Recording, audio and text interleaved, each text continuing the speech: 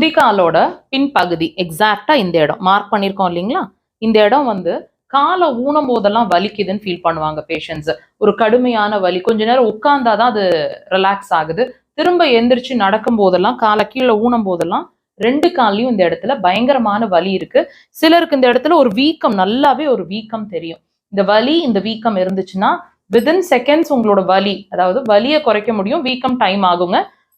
Point locate பண்றோம் பாருங்க. கால் பாதத்தோட நடுவுல, அதாவது நம்ம மெட்டி போடுற விரலோட நடு பகுதியில அந்த பாயிண்ட் இருக்கு.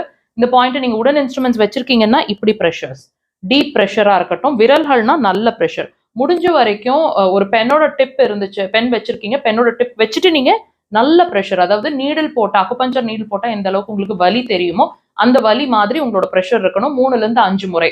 அதுக்கு முன்னாடி உங்க வலியை செக் பண்ணுங்க, நடந்து பார்த்து வலியை செக் பண்ணுங்க, ப்ரெஷர் கொடுங்க, மறுபடியும் வலியை செக் பண்ணுங்க. உடனே டிஃபரன்ஸ் தெரியும். ட்ரை பண்ணுங்க.